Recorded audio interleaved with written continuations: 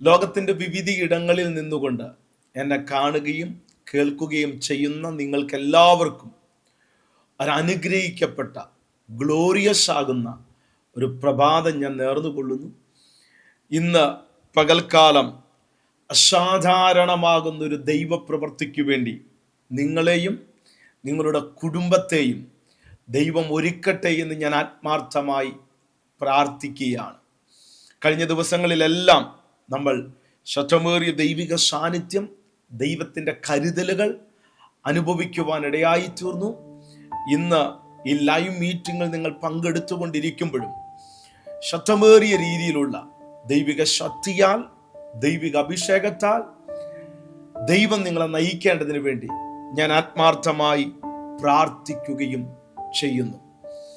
ഇന്നത്തെ ഈ മീറ്റിങ്ങിൽ നിങ്ങളുമായിട്ട് പങ്കുവയ്ക്കുവാൻ ദൈവാത്മാവിൻ്റെ ഹൃദയത്തിൽ ഏൽപ്പിച്ച ഒരു ശക്തമേറിയ ദൈവവചനമുണ്ട്. ആ വചനത്തിലേക്ക് നമ്മൾക്ക് ഒരുമിച്ച് കടന്നു വരാം. ഇന്ന് പകൽക്കാലവും ഒരുമിച്ച് നമ്മൾക്ക് ദൈവത്തിൽ ആശ്രയിക്കാം.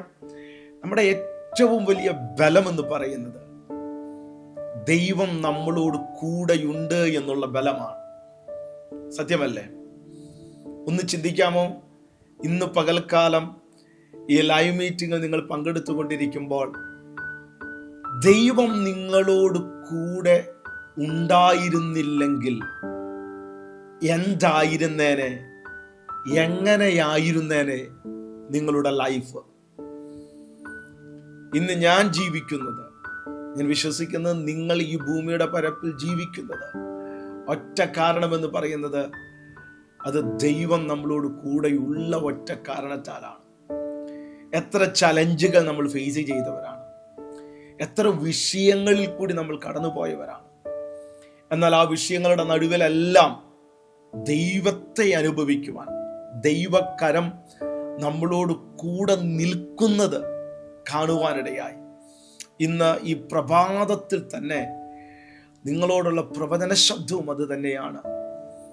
ഭയപ്പെടേണ്ട, ദൈവം നിങ്ങളോട് കൂടെയുണ്ട്. ഉറപ്പോടും ബലത്തോടും ധൈര്യത്തോടും കൂടെ എന്ന വേർഡ് നിങ്ങൾ ഉച്ചരിച്ചോ. ദൈവമാണ് നിങ്ങളോട് കൂടെയുള്ളത്. ആമേൻ. ഞാൻ കഴിഞ്ഞ ദിവസങ്ങളിൽ നിങ്ങൾക്ക് വേണ്ടി പ്രാർത്ഥിച്ചു കൊണ്ടിരുന്നപ്പോൾ ദൈവാത്മാവ് എന്നെ ഏൽപ്പിച്ച ഒരു ദൈവിക ചിന്ത, ഒരു പ്രൊഫറ്റിക്കൽ വേർഡ് അതിതാണ്: ഒന്നും കാണാൻ കഴിയാത്ത അവസരങ്ങളിലും ദൈവത്തിൽ ആശ്രയിക്കുക. ആമേൻ. ദൈവത്തിൽ ആശ്രയിക്കുക എന്ന് പറയുന്നത് ഈസി ആണോ എന്ന് ചോദിച്ചാൽ ഈസി അല്ല. ആമേൻ. ഞാൻ പലപ്പോഴും പറയാറുണ്ട്, ദൈവത്തിൽ ആശ്രയിക്കുന്ന ഒരു വ്യക്തിയുടെ ജീവിതത്തിൽ തുടക്കത്തിൽ ചിലപ്പോൾ ഒന്നും കാണാൻ പറ്റുകയില്ല. ആമേൻ.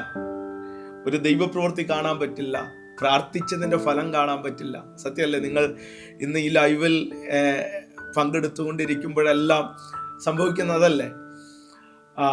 ആരാധിക്കുന്നുണ്ട്, ദൈവത്തിന് വേണ്ടി നിൽക്കുന്നുണ്ട്, എന്തിനു പറയുന്നു, ദൈവത്തിന് വേണ്ടി കൊടുക്കുന്നുണ്ട്. പക്ഷേ ജീവിതത്തിൻ്റെ മുന്നോട്ട് നോക്കുമ്പോൾ ഒന്നും കാണാൻ പറ്റാത്ത അനുഭവം. അവിടെയാണ് നിങ്ങൾ അധികം ദൈവത്തിൽ ആശ്രയിക്കേണ്ടത്. ദൈവത്തിന്റെ വചനം പറയുന്ന പ്രകാരമാണ്. 2 കൊരിന്ത്യർ ലേഖനം അതിന്റെ 5-ാം അധ്യായം 7-ാം വാക്യം വായിക്കുന്നു. പൗലോസ് പറയുന്ന ഒരു പദമാണ്: ഞങ്ങൾ കാഴ്ചയാലല്ല വിശ്വാസത്താലത്രേ ജീവിക്കുന്നത്. ഇന്ന് തുടക്കത്തിൽ, ഈ ഡേയുടെ തുടക്കത്തിൽ ഒന്നും പറയാൻ പറ്റും, ഞങ്ങൾ കാഴ്ചയാലല്ല ജീവിക്കുന്നത്, ഞങ്ങൾ വിശ്വാസത്താലാണ് ജീവിക്കുന്നത്. വിശ്വാസത്തിൽ ജീവിക്കുന്നത് ഈസി ആണോ എന്ന് ചോദിച്ചാൽ ഈസി അല്ല. ആണോ? റോമാലേഖനത്തിൽ 5-ാം അധ്യായത്തിലാണ് തോന്നുന്നു പൗലോസ് അബ്രഹാമിനെ പറ്റി പറയുന്ന ഒരു കാര്യമുണ്ട്. ഒരു വിശ്വാസത്തിൽ ജീവിച്ച വ്യക്തിയാണ്. എബ്രായ ലേഖന കർത്താവ് പറയുന്നത്, അവർ വിശ്വാസത്താൽ ചിലർ തീയുടെ ബലത്തെ കെടുത്തി എന്നാണ്. ശത്രുക്ക് മേശക്ക് വേദനെ പറ്റി പറയുന്ന പദങ്ങളാണ്. അതിന്റെ അർത്ഥം അവർ തീയിലേക്ക് വലിച്ചെറിയപ്പെട്ടു എന്നാണ്. തീയിലേക്ക് വലിച്ചെറിയപ്പെട്ടു. ഇന്ന് ഈ പ്രാരംഭ മീറ്റിംഗിൽ, ഈ പ്രഭാത മീറ്റിംഗിൽ എനിക്കറിയാം തീയുടെ അനുഭവത്തിൽ കൂടി കടന്നു പോകുന്ന വ്യക്തികളുണ്ട്. എന്നിട്ടും ആരോടും ഒരു പരിഭവം പോലും പറയാതെ ദൈവത്തിൽ ആശ്രയിക്കുന്ന ചിലരുണ്ട്. അതിൽ ഒരു വ്യക്തിയാണ് നിങ്ങളെങ്കിൽ നിങ്ങളോടുള്ള ദൂത്, ദൈവത്തിൽ ആശ്രയിക്കുന്നവർ,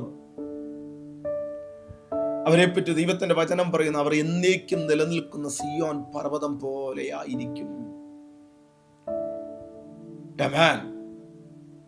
അവരെ ഒരു വിഷയത്തിനും കുലുക്കിക്കളയാൻ പറ്റുകയില്ല. ഇന്ന് ഈ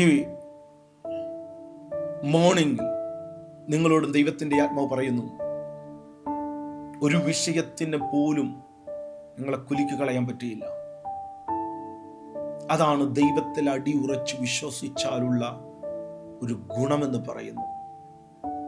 ആമേൻ. നോക്കുക, പൗലോസ് തന്റെ റോമിലേക്കുള്ള യാത്രയിൽ ആ ജേണി ഈസി ആയിരുന്നില്ല. ദൈവം പറഞ്ഞിട്ട് കാൽച്ചുവടുകൾ എടുത്തു വെച്ച വ്യക്തിയാണ് പൗലോസ്. നീ യെരൂശലേമിൽ നിന്നതുപോലെ തന്നെ റോമിലും നിൽക്കുമെന്ന് പറഞ്ഞതാണ്. ദൈവവചനം കേട്ടുകൊണ്ട്, ആമേൻ, ദൈവിക വാഗ്ദത്തത്തിന്റെ പുറകിൽ ചലിച്ച വ്യക്തിയാണ് പൗലോസ്. എന്നിട്ട് ഇപ്പോൾ ആയിരിക്കുന്ന എവിടെയാണെന്ന് അറിയാമോ? നടുക്കടലിലാണ്.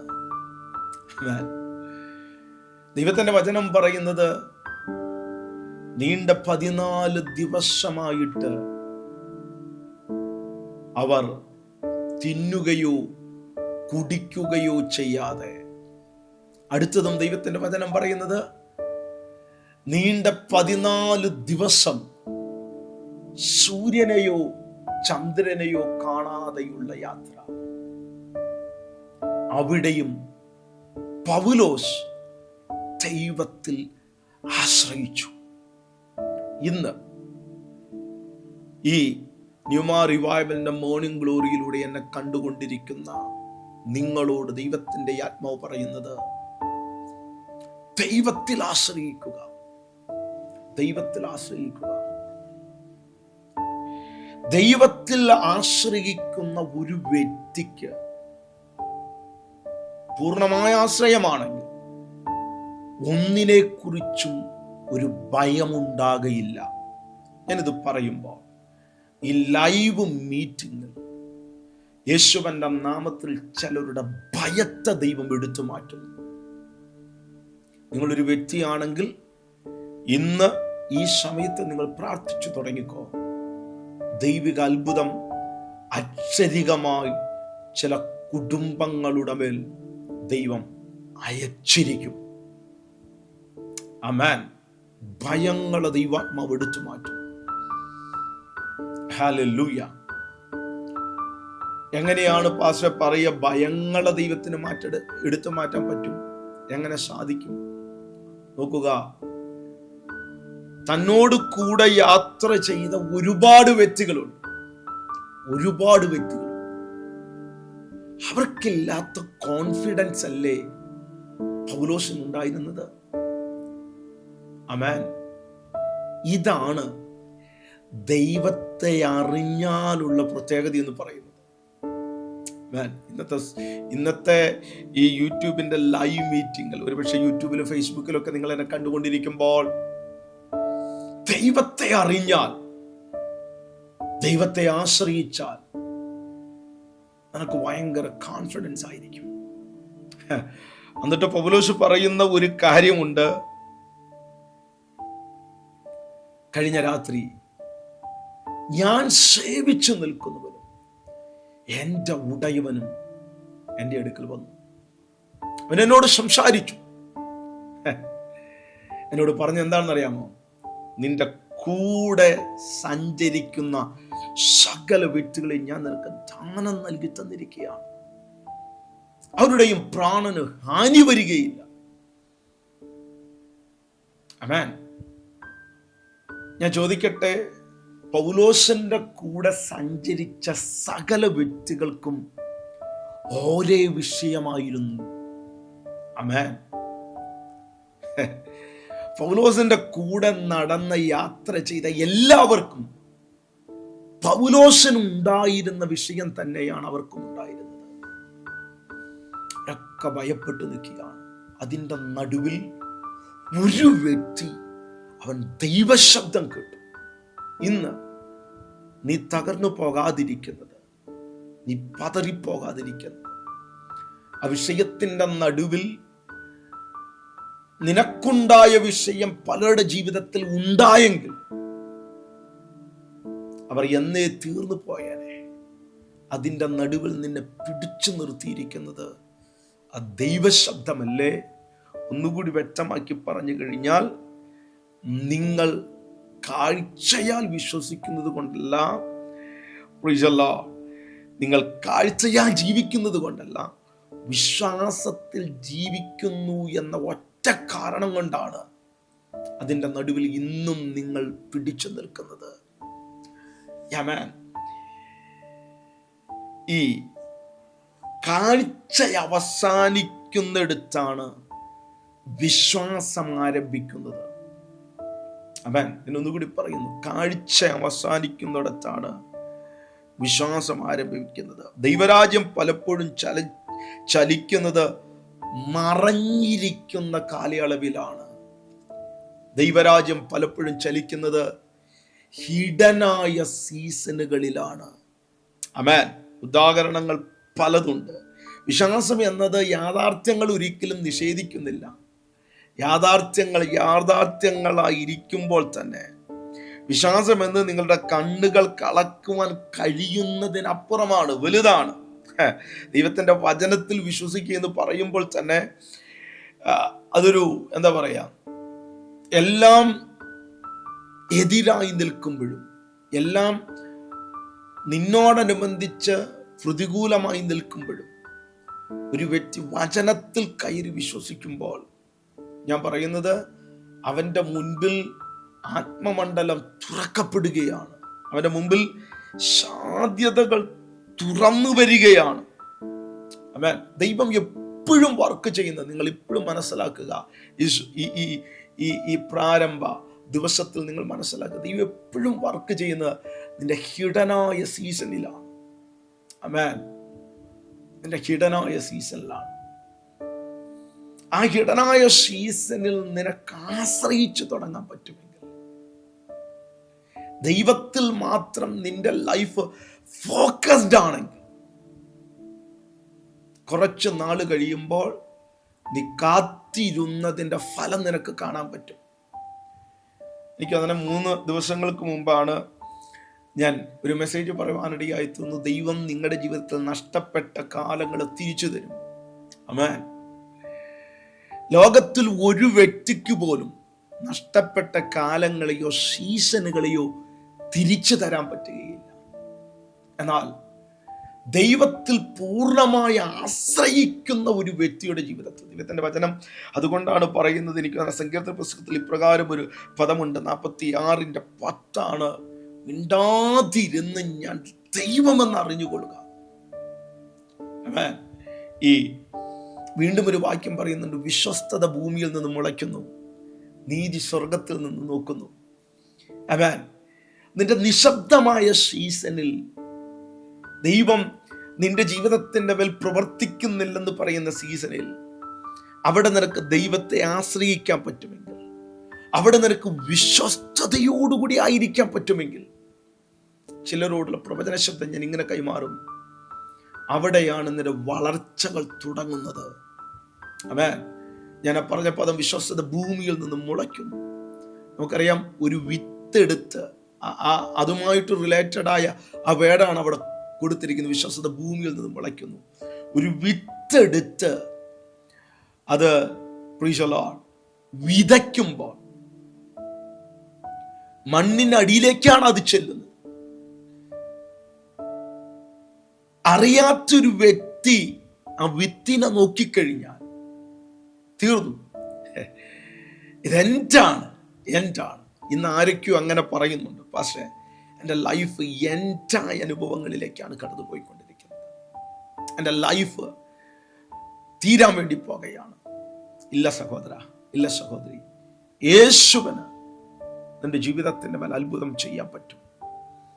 ആ അത്ഭുത പ്രവൃത്തി ദൈവം ചിലർക്കു വേണ്ടി ഈ സീസണിൽ ഇന്നു തൊട്ട് തുടങ്ങുകയാണ്.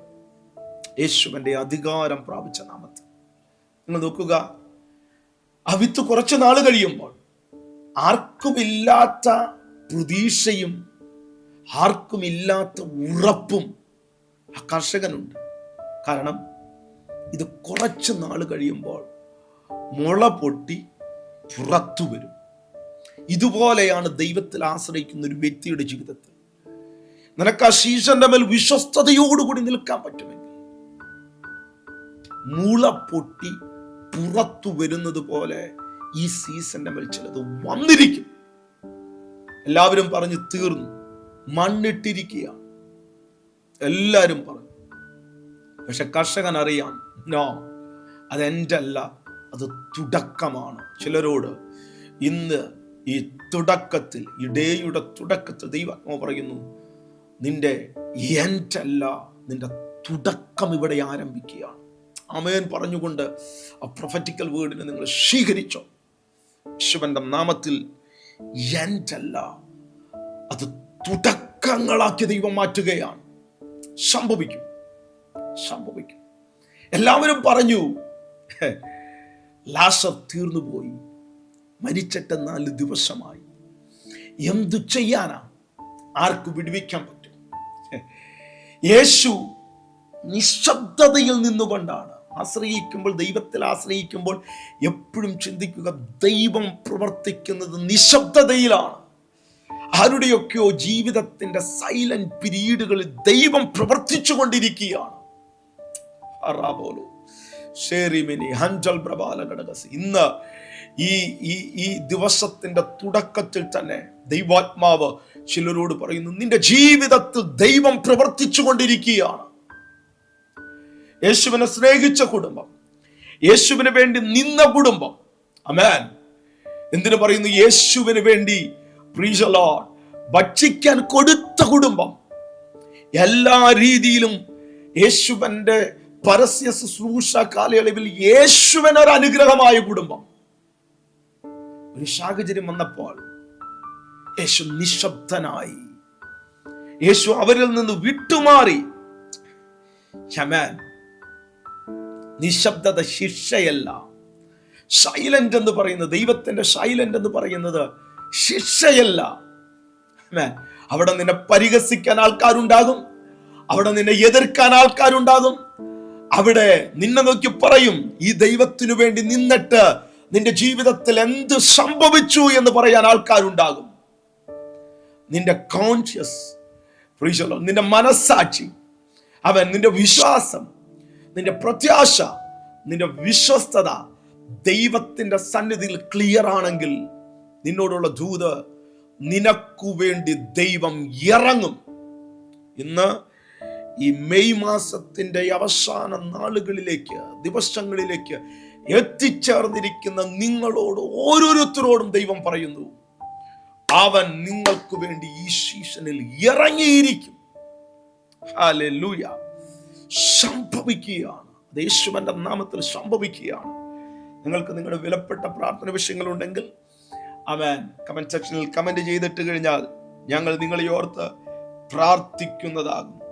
ആമേൻ. Hallelujah, hallelujah. ദൈവമാണ് നിങ്ങളോട് കൂടെയുള്ളത്. നിശബ്ദതയിലും ഒന്നും കാണാതിരിക്കുമ്പോഴും ദൈവത്തിൽ മാത്രം ആശ്രയിക്കുക. യശോഭവനത്തിലേക്ക് കടന്നു വരുന്നു. എല്ലാവർക്കും പറയുവാൻ എക്സ്പീരിയൻസുകളുണ്ട്. സത്യമല്ലേ? മാർത്ത പറയുന്നു, മറിയ പറയുന്നു, ഞാൻ ചിന്തിക്കുന്ന അവിടെ കൂടിയിരിക്കുന്ന യഹൂദന്മാർ പറയുന്നു, മരിച്ചിട്ട് 4 ദിവസമായി യേശുവേ, എന്ത് സംഭവിക്കാൻ? വിടുതലുകൾക്ക് സാധ്യതയില്ല, എല്ലാം അപ്രത്യക്ഷമാണ്. യേശു പറയുന്നു, നോ, നിന്റെ ഭവനത്തിലേക്ക് വന്നവനെ നിനക്കറിയില്ല, നിന്റെ ഭവനത്തിൽ ഉള്ളതാരാണെന്ന് നിനക്കറിയില്ല. അവൻ പുനരുത്ഥാനവും ജീവനുമാകും. ഇന്ന് ഈ മീറ്റിംഗിൽ നിങ്ങളോടും ദൈവാത്മാവ് സംസാരിക്കുന്നു. എൻ്റെ യേശു പുനരുത്ഥാനവും ജീവനുമാകുന്നു. ആർക്കും കൈകാര്യം ചെയ്യാൻ പറ്റാത്ത വിഷയം യേശുവിന് കൈകാര്യം ചെയ്യാൻ പറ്റും. നിങ്ങളുടെ മക്കളോടനുബന്ധിച്ച്, നിങ്ങളുടെ സാമ്പത്തിക സ്ഥിതിയോടനുബന്ധിച്ച്, എന്തിനു പറയുന്നു, ജപ്തിയുടെ വക്കിൽ നിൽക്കുന്നവരോട്, ആമേൻ, കടം കയറി മുടിഞ്ഞു എന്ന് പറയുന്ന വ്യക്തികളോട്, രോഗമാണ്, തീർന്ന സ്ഥിതിയാണ്, റിപ്പോർട്ടുകൾ എഗനസ്റ്റ് ആണെന്ന് പറയുന്നവരോട്, ദൈവത്തിന് പ്രവർത്തിക്കുവാൻ കഴിയും. ദൈവത്തിന് പ്രവർത്തിക്കുവാൻ അധിക സമയം വേണ്ട. ഒറ്റ നിമിഷം കൊണ്ടും, വിദിന മൂവ്മെന്റുകൾ കൊണ്ടും എൻ്റെ യേശുവിന് നിങ്ങളുടെ ജീവിതത്തിന്മേൽ അത്ഭുതം ചെയ്യാൻ പറ്റും. ഇത് പറഞ്ഞുകൊണ്ടിരിക്കുമ്പോൾ ആ ദൈവിക അത്ഭുതങ്ങൾ യേശുവിൻ്റെ നാമത്തിൽ നിങ്ങൾ സ്വീകരിക്കുക. സംഭവിക്കട്ടെ. 2026 മെയ് ഇതിൻ്റെ അവസാന നാളുകളിൽ പല വ്യക്തികൾക്കും ആമേൻ അത്ഭുതത്തിന്റെ സാക്ഷ്യം പറയാനുണ്ടാകും. താമസം നേരിടുക എന്നാൽ അത് നിരസിക്കപ്പെട്ടു എന്നല്ല അർത്ഥം. ആമേൻ. ദാനിയേൽ 21 ദിവസം പ്രാർത്ഥിച്ചു. ആമേൻ. യാതൊരു മറുപടി ഉണ്ടായിരുന്നില്ല.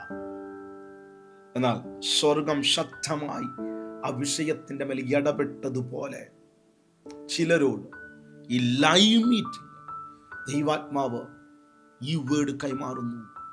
നിങ്ങൾക്ക് വേണ്ടി ദൈവം കയറി ഇടപെടും. ഈ ശിഷ്യന്റെ മേൽ ദൈവം കയറി ഇടപെടും. ഞാനൊരു വാക്ക് നിങ്ങൾക്ക് വേണ്ടി പ്രാർത്ഥിക്കാൻ ആഗ്രഹിക്കുകയാണ്. അതിനു മുമ്പായിട്ട് നമ്മളുടെ വിടുതൽ ശുശ്രൂഷകൾ, ആരാധനകൾ നടക്കുന്നത് പാലക്കാട് വെച്ചാണ്. പാലക്കാട് ന്യൂമാ റിവൈവൽ ഇന്റർനാഷണൽ മിനിസ്ട്രിയിലേക്ക്, ആ ചർച്ചിലേക്ക് ഞാൻ നിങ്ങളെ സ്വാഗതം ചെയ്യുകയാണ്. പാലക്കാട് ജോബീസ് മോളിലുള്ള, അവൻ JB റോഡിൻ്റെ ആ റോഡിലുള്ള ജോബീസ് മോൾ എന്നറിയപ്പെടുന്ന നമ്മളുടെ 4ാമത്തെ നിലയിലെ സിൽവർ ഹാളിൽ വെച്ചിട്ടാണ് നമ്മുടെ ശുശ്രൂഷകൾ നടക്കുന്നത്. എന്നെ നേരിട്ട് കാണുവാനും പ്രാർത്ഥിക്കുവാനുള്ള സമയം അവിടെ ഉണ്ടായിരിക്കുന്നതായിരിക്കും. ആ വിടുതൽ ശുശ്രൂഷകളെ ഞാൻ നിങ്ങളെ സ്വാഗതം ചെയ്യുകയാണ്.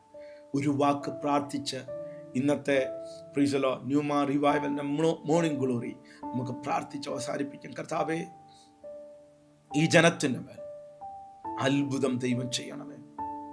ഇന്ന് ഞങ്ങൾ കേട്ടതുപോലെ തന്നെ ഞങ്ങൾ കാഴ്ചയാൽ ജീവിക്കുന്നവരല്ല, ഞങ്ങൾ വിശ്വാസത്തിൽ ജീവിക്കുന്നവരാണ്. ഞങ്ങൾക്ക് ഏക ആശ്രയമെന്ന് പറയുന്നത് യേശുവേ അങ്ങാണ്. അങ്ങ് മതി, അങ്ങ് മതി.